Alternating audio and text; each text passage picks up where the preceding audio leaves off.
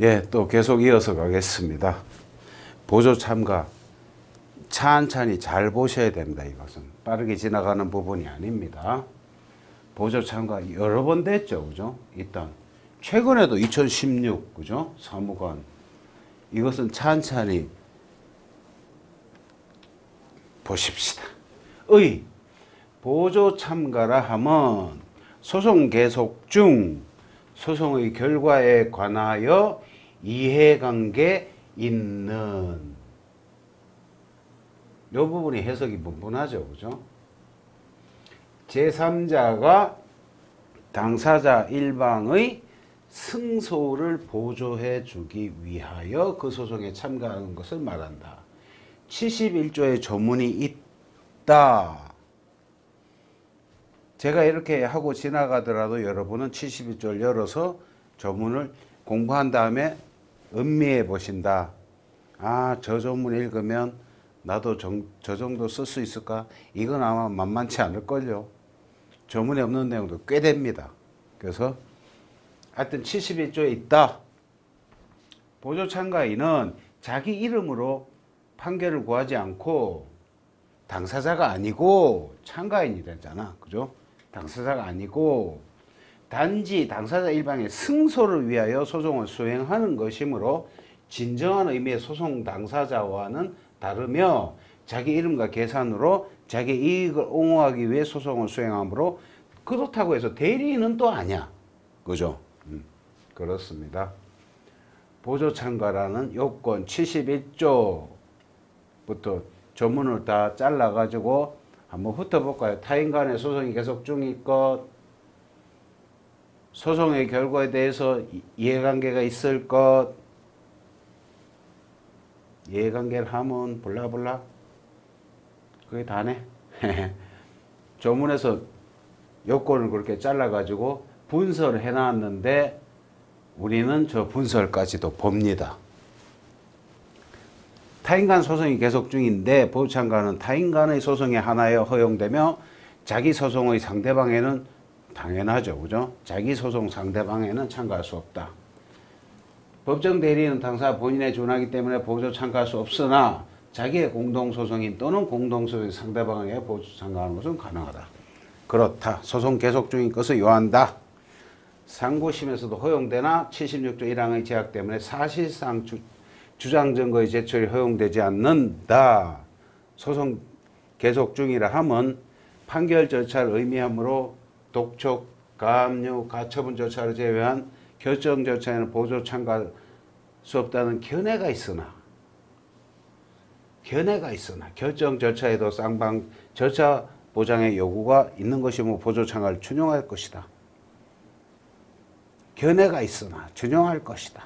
이럴 때 이제 우리는 잊어버리고 요거 판례에는 대립 당사자 구조가 아닌 결정 절차에서는 보조 참가가 허용되지 않는다.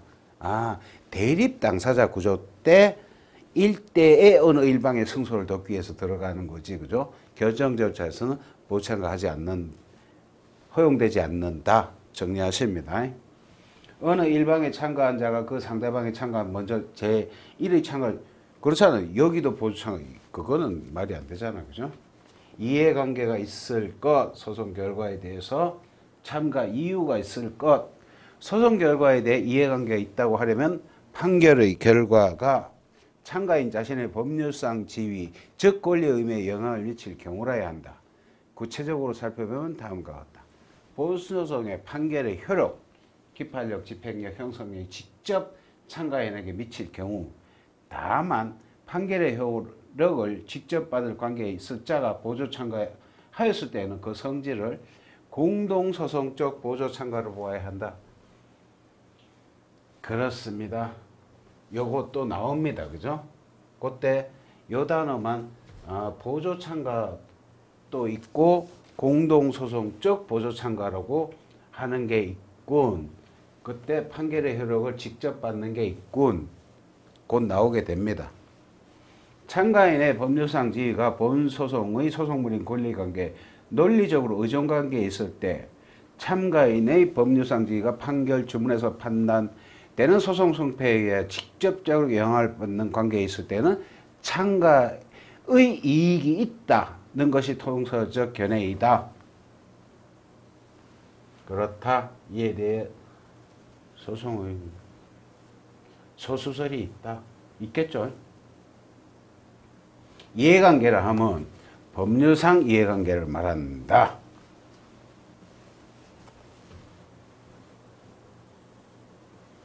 법률상 이해관계를 하면 재산법상, 신분법상, 공법상 다 포함된다. 그렇기 때문에 사실상 경제상 이해관계로는 참가할 수 없다. 그렇다. 예. 요건은 그렇다. 참가 절차. 참가 신청해야죠. 그죠? 서면 또는 구술로 참가의 허브 73조 71조를 열으시면 보조참가 조문이 꽤 됩니다. 71조 앞에 딱 보시면 소송 참가 이렇게 돼 있잖아요. 그죠? 71조 보조참가, 72조 참가 신청의 방식, 73조 참가 허브에 대한 재판, 74조, 75조, 76조, 77조까지 그렇게 쭉 해놔놓고 나서는 78조에 공동소송적 보조참가 이렇게 보조참가 중에서도 특수한 형태인 공동소송적 보조참가 계속 전문입니다. 그죠? 73조 2항 참가인의 소송상 지위 보조참가인은 종속성 종속적이죠. 그죠? 그렇기 때문에 자기 이름으로 판결 구할 수 없으며 증인도 될 수 있고 참가인에게 중단 사유 생겨도 중단되지 않고 참가인에 의한 상소는 피상소인의 다음 문제가 참가인에 의한 보조 참가인에 의한 상소라는 문제가 나오는데 그 기간이 언제부터냐 이거죠. 피참가인의 상소기간 내에 해야지 지기간 내에 하면 안 돼. 그죠? 이 사람은 항상 보조자이고 당사자는 피참가인인 거예요. 그죠? 그렇습니다. 또 독립성도 종속성이 있는가 하면 저런 독립성이 있다. 대리인이 아니고 자기 이익을 옹호하기 위하여 독자적인 권한으로서 소송에 관여하는 자이므로 이 점에서는 독자성이 인정된다. 따라서 절차 관여권이 인정되지 않다. 판례를 한번 읽어보자. 참가인을 소환하지 아니하고 변론의 기회를 부여하지 아니했으면 기일을 적법하게 열었다 할 수 없다. 오, 절차 관여권이 완전 인정된다. 그죠? 피참가인이 기일을 결석하여도 참가인이 출석하면 기일이 준수한 것이 된다. 저 정도까지. 그죠? 참가인이 할 수 없는 소송행위 76조입니다. 76조 여기서 조문에도 있지만 분설해서 보십시오. 할 수 없는 소송행위. 참가인은 피참가인 승소를 위하여 필요한 이체 소송행위를 자기 이름으로 할 수 있다. 76조 1항에 그렇게 돼 있다. 그러나 참가인은 소송의 보조자이기 때문에 다음과 같은 행위는 할 수 없다. 76조 1항 법문 단서 못하는 거 이 조문은 이 자체로도 사례형으로 나옵니다. 참가 당시의 소송 정도로 보아 피참가인도 할 수 없는 행위. 그건 할 수가 없는 거예요. 그죠? 피참가인도 못하는 거를 참가인이 한다. 그거는 예컨대 자백 취소, 시기에 늦은 공격 방어 방법의 제출, 피참가인 상소 제기 기간, 경과 후의 아까 좀 전에 나왔죠. 상소 제기 이거 안다고. 피참가인 기준으로 한다. 실기 공방, 참가인이 봐서 실기 공방이 돼버려. 참가인도 피참가인도 못하는 건 참가인이 할 수 있다. 어부성설이죠. 그죠? 자백 취소 마찬가지. 그 다음에 저촉된 행위. 피참가인의 행위와 저촉된 행위도 못하는데 판례 하나 읽고 갑시다. 피참가인이겠죠. 피참가인이 상고권을 포기한 경우 보조참가인은 상고를 제기할 수 없다. 당연하죠. 한편 피참가인은 보조 참가인들이 제기한 항소를 포기 또는 취하할 수도 있다. 그렇다. 어차피 주된 선수는 피참가인이고 엑스트라잖아. 보조 참가인은. 그죠? 피참가인에게 불이익한 행위는 할 수가 없고 소를 변경하거나 확장하는 행위도 할 수가 없다. 사법상의 권리 행사 설들이 있습니다. 그죠? 설들이 난무하는 부분입니다. 그 다음 판결의 참가인 요게 중요한 거예요. 요게 77조 77조에 보면은 판결 참가인에게도 효력이 있다 이런 조문이 있어. 그죠? 77조 참가인에 대한 재판의 효력 재판은 다음 각호 가운데 어느 해당하지 아니하면 참가인에게도 효력이 미친다. 1, 2, 3호 있는데 요때 말고는 효력이 미친다. 1, 2, 3호도 역시 알아둬야 돼. 그죠? 그래서 77조 재판은 참가인의 효력이 있다는 규정의 의미가 이거 참가적 효력이라고 그러는 거예요. 그래서 참가적 효력하고 재판의 효력 중에서 기판력하고 비교하는 그런 테마도 있습니다. 참가적 효력의 범위, 배제, 참가적 효력 확장할 것인가 등은 문제됩니다. 요게 요 부분을 찬찬히 보셔야 돼요. 보조 참가는. 참가적 효력이 가장 중요해. 천천히 봅시다. 참가적 효력의 본질, 학설이 대립하겠지요. 기판력이라는 설, 신기판력이라는 설, 참가적 효력이라고 정리됐습니다. 77조의 재판의 효력, 이것은 참가적 효력이다. 이렇게. 참가적 효력이란 기판력과는 다른 특수한 효력으로 뒤에 참가인이 피참가인에 대한 관계에서 외우셔야 됩니다. 이거는 참가 뒤에 뒤에 제기된 소송에서 참가인이 피참가인에 대한 관계에서 판결의 내용이 부당하다고 주장할 수 없는 구속력이다. 그런 입장이다.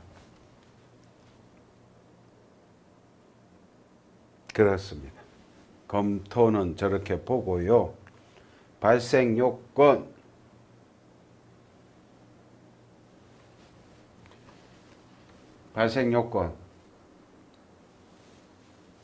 본소송 판결이 소송 판결이 아니라 본안 판결이고 확정돼야 된다. 그 다음 피참가인이 패소해야 돼. 그죠? 패소해야 돼. 그러나 참가 요건이 구비되어 있지 아니하여도 고지함으로써 효력이 발생하므로 참가적 효력에 발생에 영향이 없다. 참가 요건이 안 됐더라도 소송 고지를 하면 그 사람한테 판결 효력이 미칩니다. 곧 나옵니다. 또 참가적 효력의 범위, 참가적 효력은 피참가인과 참가인 사이에만 미치고 상대방하고는 미치지 않는다. 객관적 범위, 주문뿐만 아니라 이유에서도 생긴다. 참가적 효력은 기판력은 판결 주문에만 미쳤죠. 그죠? 주문에서 뿐만 아니라 판결 이유 중 패소 이유가 되었던 사실 인정이나 법률 판단에도 미친다. 이 점에서 기판력과는 차이가 있더라. 이는 기판력과는 달리 참가적 효력을 넓히지 않으면 참가인에게 판결의 효력이 미치는 실익이 없기 때문이다. 그렇다. 그러고 기판력은 승패에 불문하고 생긴 효력이나 참가적 효력은 패소 시에만 문제된다. 기판력이 저촉되는지는 직권조사사항이지만 참가적 효력은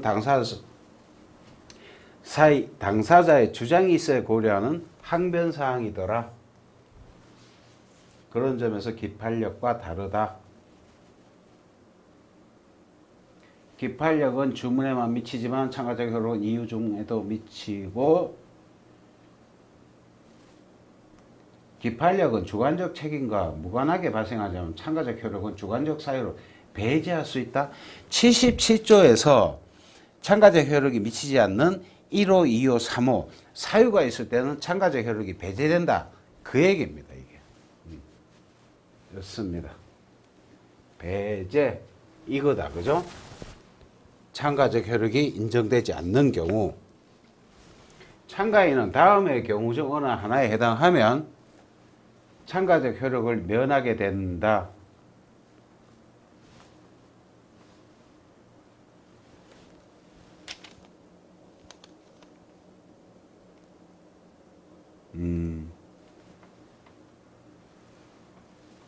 참가적 효력이 생기지 않는 경우입니다. 그죠?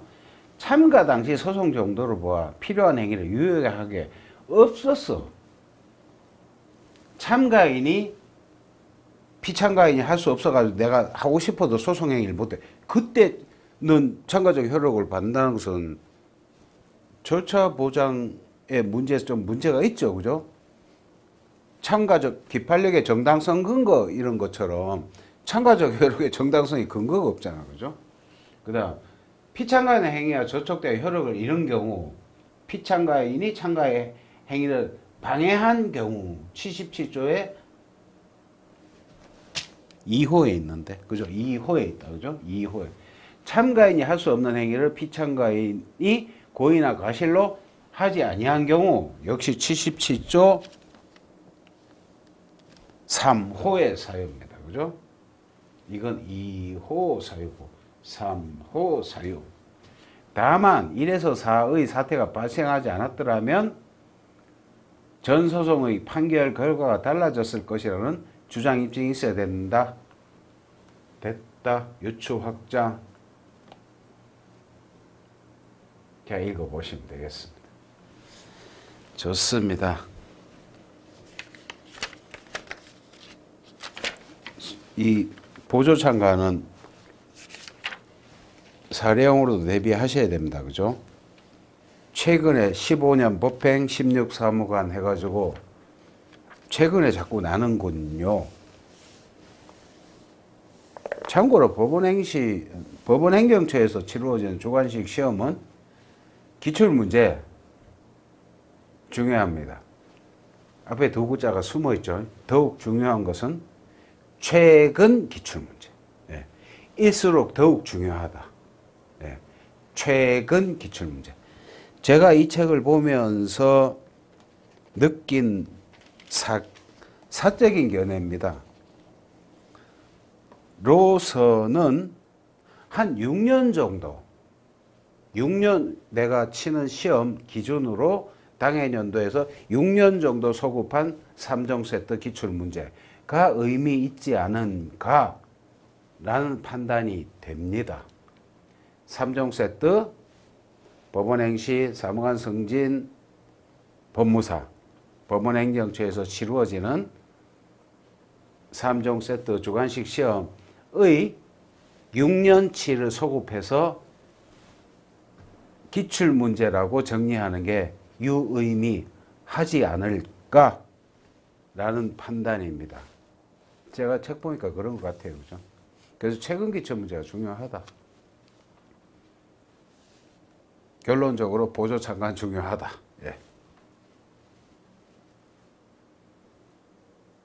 보조참가인의 상소제기에 관하여 설명하시오. 예, 비슷한 문제입니다. 보조참가인의 상소제기에 대해서. 보조참가인의 의의, 저런 사람인데 취지는 저러한 취지가 있고 상소제기 소송상의 지위, 독립적 권능으로 저번 문제에서 바로 한 거다. 그죠? 여기서부터 상소제기. 보조참가인은 참가 당시의 소송 정도에 따라 피참가인도 할 수 없는 행위에 대해서는 할 수 없다. 76조 1항에 그런 조문이 있다. 피참가인이 상소하지 않은 경우에 참가인이 상소를 제기하여 판결을 확정 차단시 시킬 수 있는 점에서는 이론이 없다. 그렇잖아, 그죠? 그 사람이 상소도 제기를 할 수가 있어. 승소를 보조하기 위해서 왔으니까, 그죠? 근데 피참가인의 행위와 어긋나는 행위를 참가인이 하여도 효력이 없다. 역시 조문에 있다.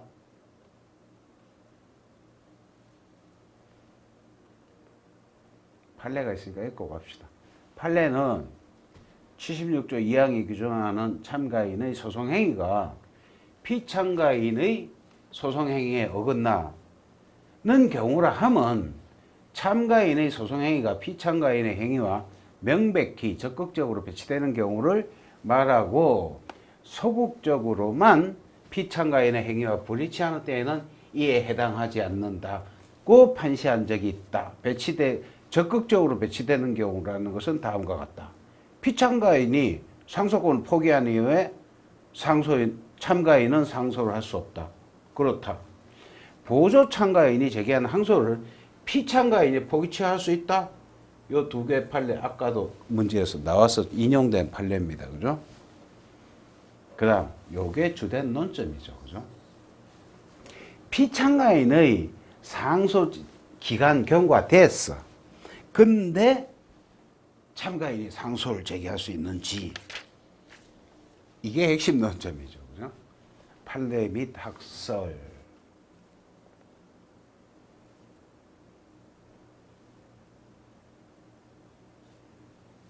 판례 및 학설. 판례인 것 같은데, 그죠? 여기서부터 아까 짧게 한번 읽었습니다. 그죠? 천천히.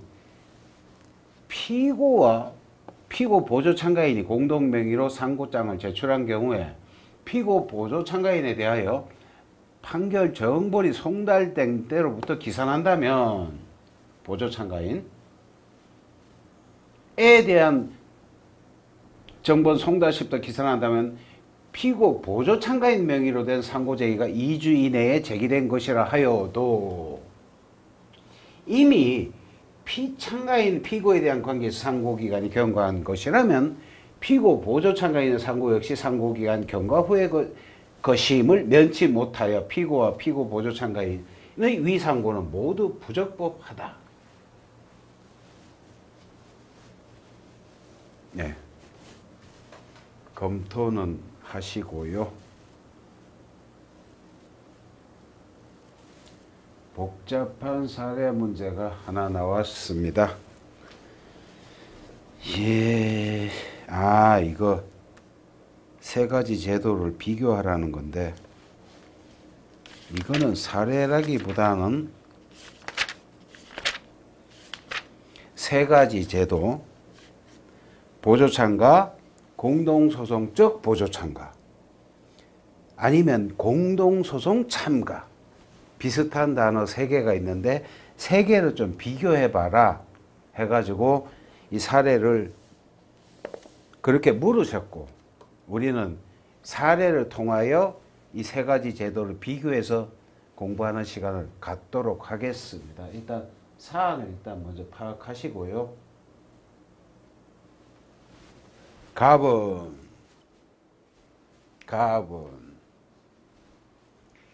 전화자의 을과 사이에 의 서울 서초구 주택을 1억 원에 매수하는 계약을 체결하였다.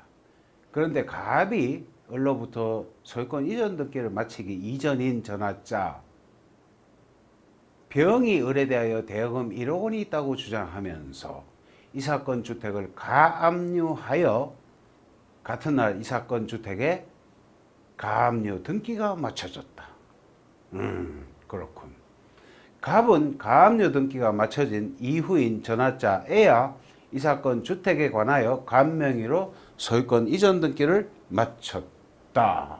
이후 병은 전화자 을을 상대로 서울중앙지법원에 1억 원의 대여금 청구 소송을 제기하였다.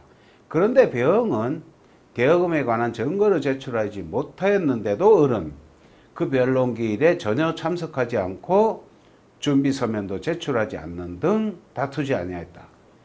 이에 갑이 을의 참가인으로 위 소송에 참가하여 원고 병의 피고 을에 대한 채권이 존재하지 않는다고 다투었다. 제1심 법원은 원고 병의 채권을 인정할 증거가 없다고 하여 원고 청구 기각.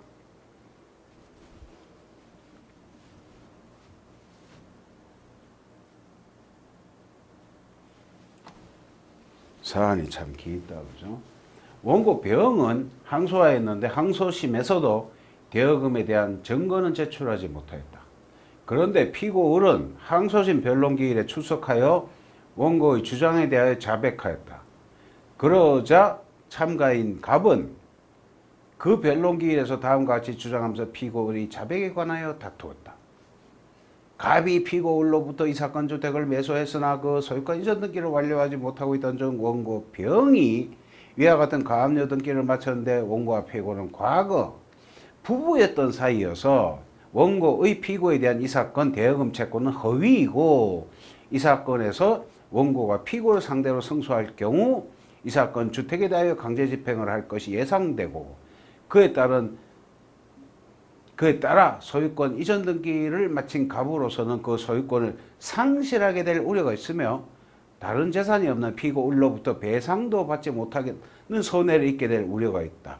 이후 항소심은 변론을 종결하였다. 1번 보조참가 공동소송적 보조참가 공동소송 참가에 대하여 그 차이점과 공통점을 중심으로 일단 설명하시오. 그 다음에 갑의 지위가 무엇인지는 그 다음에 설명하시오. 셋 중에 어느 것인지 맞춰보시오. 3번 항소심 법원은 어떻게 판단해야 되는지. 1번이 제일 깁니다. 그죠? 보조참가, 공동소송적 보조참가, 공동소송 참가. 세 가지 제도를 비교하랍니다. 그죠? 한꺼번에 이렇게 하나씩 좀 공부를 했으면 좋겠는데, 이제 우리는 보조참가 하나 공부하고 들어왔는데, 그죠?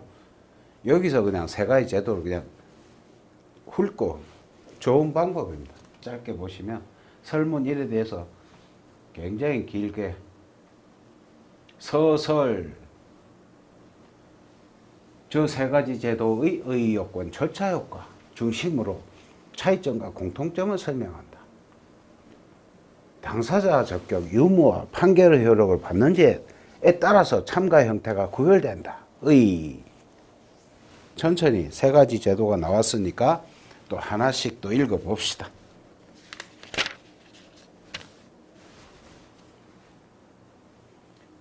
보조 참가를 하면 다른 사람 사이의 소송 계속 중 소송 결과에 이해관계에 있는 제3자가 한쪽 당사자의 승소를 돕기 위하여 그 소송에 참가하는 것을 말한다. 많이 찾았다.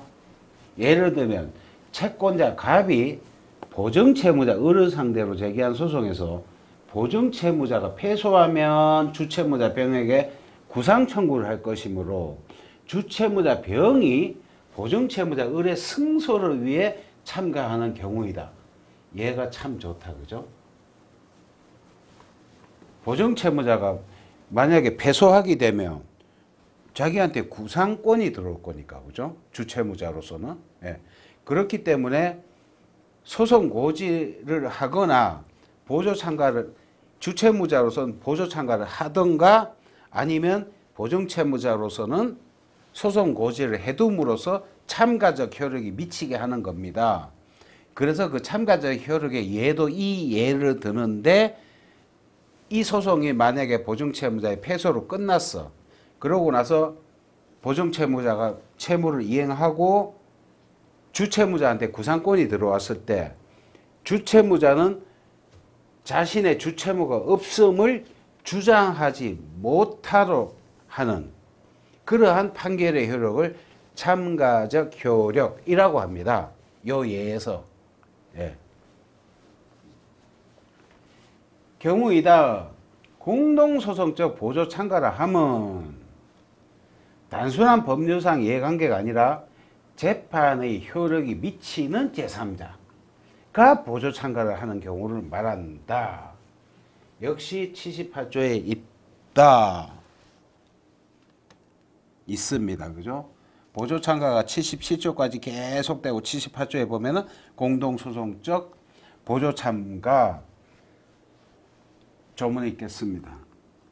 재판의 효력이 참가인에게도 미치는 경우에는 그 참가인과 피참가인에 대하여 67조 및 69조를 준용한다. 67조 및 69조가 무엇이관데 필수적 공동소송 준용하는데 67조 내지 69조가 아니에요. 그죠?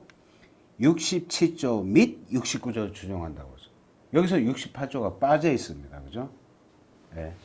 유의하시기 바랍니다. 68조가 그 필수적 공동소송인 추가 조문입니다. 그죠? 68조도 그거는 빠져 있다는 것을 유의하십니다. 예. 78조 재판에 효력이 미치는 제3자가 예를 들면 자기의 생부 A가 사망하였다고 하여 검사를 피고로 인지청구 소송을 제기한 경우에 판결의 효력을 받을 A의 친족들이 피고 측에 참가하는 경우이다. 아, 판결의 효력이 대세효가 있죠. 그죠? 인지청구는. 그죠? 부자관계 성립돼버려. 그럼 부자라는 것은 그 사람 큰아버지, 작은아버지 한꺼번에 생기는 거잖아요. 그죠? 판결의 효력을 받는 거죠.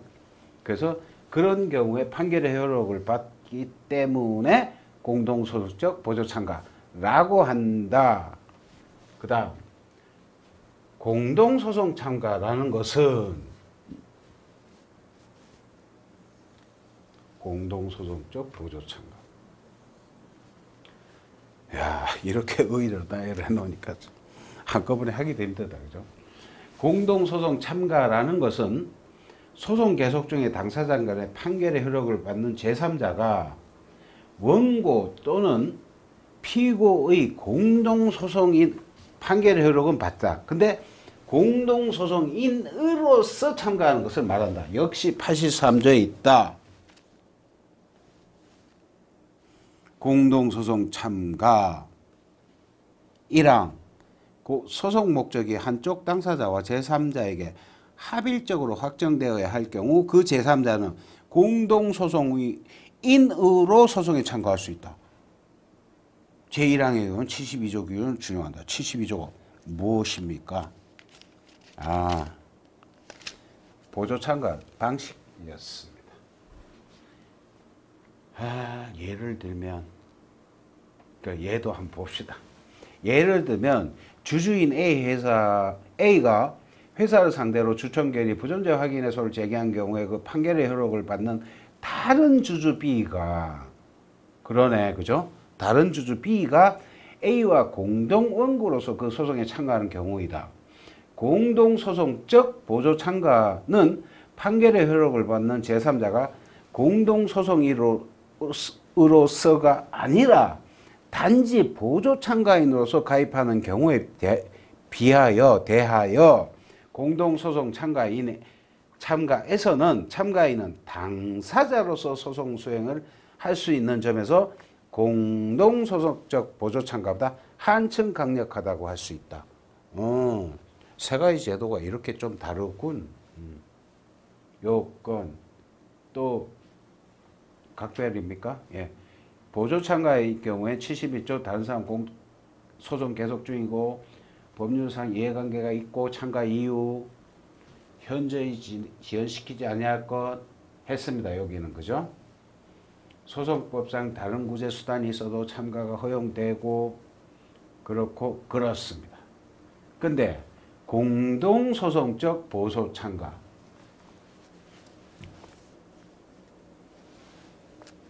타인 간의 소송이 계속 일 것. 근데 여기는 당사자 적격이 없을 게 필요한 거예요. 그죠? 당사자 적격이 있으면 공동소송 참가. 당사자 적격이 없으면 공동소송적 보조 참가. 그렇죠? 그건 공동소송이지만 보조 참가라면서요. 그러니까 당사자 적격이 없을 거고 이 공동소송 참가니까 당사자로 들어간다는 얘기니까 당사자끼리 있을 것. 당연히 그렇게 둘로 구분이 되는 것은 예, 납득이 됩니다. 그죠? 그 다음, 판결의 효력을 받을 것. 그래, 판결의 효력을 받는 경우인데, 요 됐고, 판결의 효력이 일반 제3자에게 확장되는 경우. 아까 주청결의 뭐 했을 때, 그죠? 회사관계 소송, 가사, 인지청구 소송, 뭐 행정소송 등 형성소송에서 제소기간의 제한을 두는 경우에 제소기간이 지난 경우 판결의 효력을 받는 제3자 자기 이익을 수호하기 위해서 참가하는 경우 공동소송적 보조 참가가 된다. 이건 어려워서 몰라도 되겠다. 아까 주청결의 부존재 확인 소송에서 판결의 효력이 주주 A가 들어갔는데 나 주주 B도 그건 공동소송적.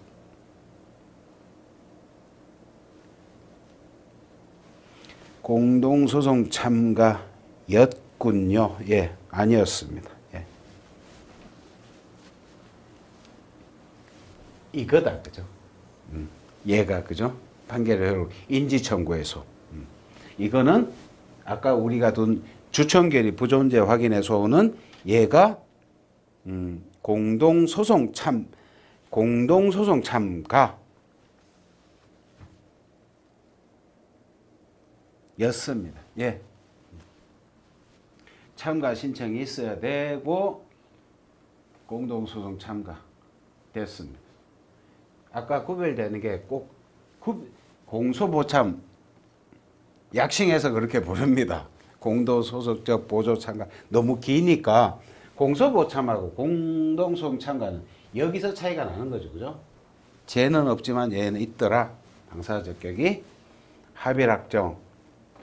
참가하는 제3자는 한쪽 당사자와 합의적으로 확정될 경우라야 한다. 필수적 공동소송이 이 경우가 더라 신청이 있어야 되고 참가 신청. 절차는 참가의 허부, 지위, 보조 참가인은 종속성 때문에 이런 내용이 있고 독립성 때문에 이런 내용이 있고 할 수 있는 소송 행위는 할 수 없는 소송 행위는 이런 것이 있었고 그다음 공동소송적 보조 참가. 예. 요거를 봅시다. 공소보참. 공동소송적 보조 참가인의 진위. 본소송의 판결의 효력을 직접 받는 공동소송적 보조 참가인과 피참가인에 대해서 필수적 공동소송의 경우처럼 67조 등을 준용한다. 78조에 보니까 예. 통상의 보조 참가인과는 달리 다음 세 가지 점에서 필수적 공동소송인에 준하는 강한 소송 수행권이 부여되니 세 가지는 익혀둡니다. 여기서. 참가인은 유리한 소송 행위라면 피참가인의 행위와 어긋나는 행위를 할 수 있다. 어긋나는 행위도 할 수 있어. 그게 보조 참가하고 다른 거예요. 그죠? 참가인의 상소 기간은 피참가인의 종속됨이 없이 참가인에 대한 판결 송달시로부터 독자적으로 계산된다. 그렇군. 아까 보조 참가는 그렇지 않았죠. 그죠? 피참가인 기준으로 상소 제기 기간을 따졌습니다. 그죠? 근데 공소보참의 경우에는 다르다. 참가인에게 소송 절차의 중단 중지 사유가 발생하여 참가인의 이익을 해할 우려가 있으면 소송 절차는 정지된다. 예, 사례가 많습니다. 요거 가지고. 그래서 뭐 좀 우스꽝스럽긴 하지만 우리는 이렇게 외웠습니다. 어중상 해가지고 참 이게 민소법 절차법이라서 바람직한 학습 태도는 아닌데 어쩔 수가 없어요. 세계를 어떻게 기억을 해야 되는데 시험 치기 위해서는 그죠? 공서보참에서 어중상 그러면은 어긋내는 행위할 수 있고 중단 사유는 요렇고 상소 기간은 요렇게 이 세 글자만 기억이 나면 요 세 문장이 기억이 나더라고요. 바람직한 태도는 아닌데 기억이 나서 말씀드렸습니다. 그 다음 공동소송 참가인의 지위. 저 사람은 당연히 그냥 공동소송이 돼요. 그 관계는 필수적 공동소송인 거예요. 그죠? 전문상 그렇잖아. 그죠? 그 다음에 절차 그렇고 지위 그렇고 효력 참 깁니다. 보조 참가인에 대한 효력, 참가적 효력, 효력의 서력. 이거는 참가적 효력. 아까 외웠죠, 그죠? 그리고 그 예도 그렇습니다. 보정채무자가 피고인데 주채무자가 보조 참가했을 때 그 나중에 주채무가 없다라는 주장을 할 수 없는 그런 효력, 참가적 효력. 그 예에서 봤던 그 참가적 효력입니다. 범위는 저렇고 또 나옵니다. 배제. 그 다음 공동소송적 보조 참가인. 공동소송 참가에 대한 효력. 공소보참은 67조를 준용하며 공동소송 참가는 67조를 적용함으로 그게 전부 다 필수적 공동소송의 방법에 따른다. 따라서 상호 연합관계이므로 구구한 판결을 해서는 안 되고 합의락정만 된다. 또 67조 적용된다니까 공동소송인 가운데 한 사람의 소송의 행위는 모두의 이익을 위하여 만 효력을 가진다. 만 효력을 가진다. 공동소송인 가운데 한 사람에 대한 상대방의 소송 행위는 공동소송인 모두에게 효력이 미친다. 공동소송인 가운데 한 사람에게 소송 절차를 중단 또는 중지해야 할 경우 중단 중지는 모두에게 효력이 미친다. 결론. 참가 형태에 따라서 요건 절차 지위 효력 등에서 차이점이 있으면 당사자 적격 유무와 판결의 효력을 검토하여 참가의 지위를 결정할 것이다. 여태까지 블라블라블라 했는데 답은 그 사안에서 갑의 지위는 뭐냐? 구체적 사안에서 갑의 지위를 검토한다? 그러니까 세 개를 비교하라고 그랬으니까 그죠? 세 개를 비교하라고 그랬으니까 갑이 뭐냐는 이제 2번 질문이에요. 2번 질문. 너무 길다 보니까 설문 2에 대해서 좋습니다. 그러면 여태까지 보조참가인지 공소보참인지 공동소송 참가에 대해서 차이점과 같은 점을 그렇게 블라블라 얘기를 했으면 결론적으로 갑은 뭐냐 이거죠. 갑이 뭐냐. 천천히 봅시다.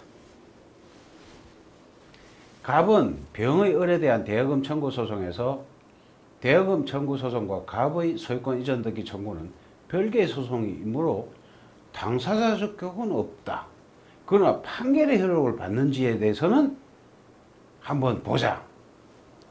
그래서 판결의 효력을 받는지 만약 병이 승소한다면 갑은 가압류 부담을 떠맡게 되나 병이 패소하게 된다면 갑은 가압류 부담이 없는 완전한 소유권을 취득한다. 그러나 병의 을에 대한 소송에서 병의 승패 여부가 일률적이라 할 수 없으므로 갑은 판결의 효력은 받지 않는다. 판결의 효력은 받지 않나. 그러면은 갑은 당사 적격도 없고 판결의 효력도 받지 않으므로 보조 참가인이다. 결국은 보조 참가인이다. 그걸 갖다 공소보참, 공동소송 참가가 아닌 이유를 그렇게 설명해 달라는 거예요. 그죠? 여태까지 그죠? 판례 또한 다음과 같이 판시한 바가 있다. 요건 또 읽고 가야겠다. 그죠?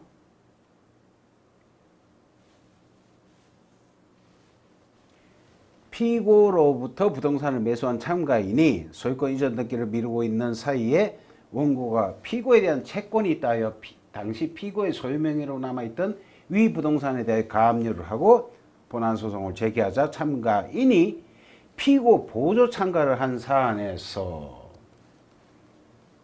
이 판례를 문제 내신 거구나. 그죠? 사안에서 원고가 승소하면 위 가압류에 기하여 부동산에 대한 강제 집행에 나설 것이고, 그렇게 되면 참가인은 그 후 소유권 이전 등기를 마친 위 부동산 소유권을 상실하게 되는 손해를 입게 되며, 원고가 피고에게 구하는 채권이 허위 채권으로 보여지는데도 피고가 원고의 주장 사실을 자백하여 원고를 승소시키려 한다는 사유만으로는 참가인의 참가가 이른바 공동소송적 보조 참가에 해당하여 참가인의 피참가인인 피고와 저촉되어 있는 소송 일을 할 수 있는 지위에 있다. 구할 수 없다. 그러니까 보조 참가인이라는 거죠. 그죠? 공소 모참이 아니라 그냥 보참이라는 거죠. 예, 예. 요 판례는 요러한 요 사안에서 공소 모참이 아니라 그냥 보참이다. 는 것을 문제로 보았습니다.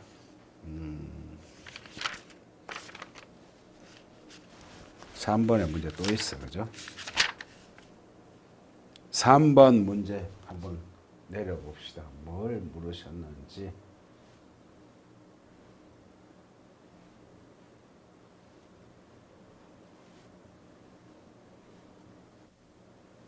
야, 진짜 길다.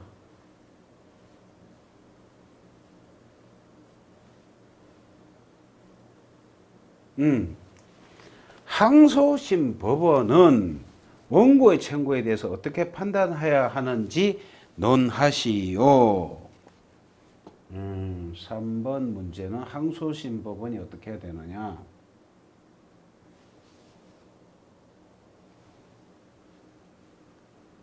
이 부분이다. 그죠? 문제 한번 다시 또 사안, 지금쯤이면 또 사안을 까먹었어. 원고 병은 항소하였는데 항소심에서도 대여금에 대한 증거는 제출하지 못하였다. 그런데 피고는 항소심 변론기일에 출석하여 원고 주장에 대해서 자백하였다. 그러자 참가인 갑은 그 변론기에서 다음같이 주장하면서 피고의 을의 자백에 대해서 다투었다. 그 말씀을 문제는 또 한참 넘어가요. 몇 페이지입니까? 435.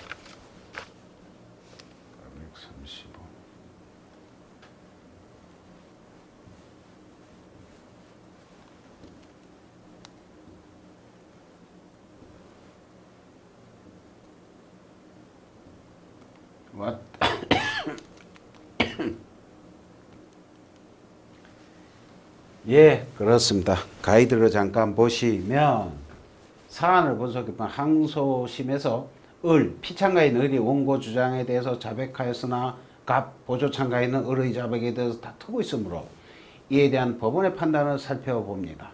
이는 보조참가인의 지위와 관련된 문제로서 보조참가인은 독립적 지위와 함께 종속 지위도 가지고 있으므로 76조 2항을 검토할 필요가 있습니다. 가이드 굉장히 잘 쓰셨다. 그죠? 서설. 참가인의 피참가인 승소를 위해 필요한 소송 행위를 자기 이름으로 할 수 있다. 그렇다. 다음과 같은 행위는 할 수 없다. 우리가 했는 거죠. 갑이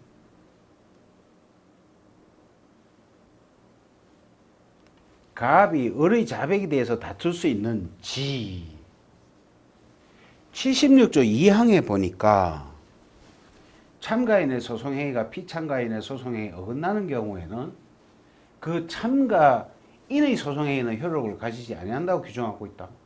그렇다. 이는 보조참가인의 종속적 지위를 강조한 규정에 해당한다. 따라서 사안에서 갑은 을의 자백에 대해서 다툴 수가 없다. 판례 또한 다음과 같이 판시한 바가 있다. 76조 2항에 의하면 보조 참가인은 소송에 관하여 참가하는 때의 소송 정도에 따라 공격, 방어, 이의, 상소, 기타 일체 소송행위를 할 수 있으나 보조 참가인의 소송행위가 피참가인의 소송행위와 저촉되는 그 효력이 없는 것이므로 피고가 원고 주장 사실에 대해 자백을 한 이상 보조 참가인이 위 채권의 원피고가 통보한 허위 채권이라고 다투었다 하여도 그 효력이 없는 것이니 원심이 다툼이 없는 사실로 확정한 조처는 정당하다고 판시한 바 있다. 그 법원의 판단. 법원은 갑주장 효력이 없음을 고려하지 않는다. 항소심에서 어른배형의 대여금 청구 소송에 대해서 자백하고 있으므로 법원은 원고 청구에 대해서 청구 인용, 결론, 청구 인용. 예, 긴 문제였습니다. 그죠? 좋습니다. 오늘은 여기까지만 하고 다음 시간에 또 이어서 가도록 하겠습니다. 예, 수고하셨습니다.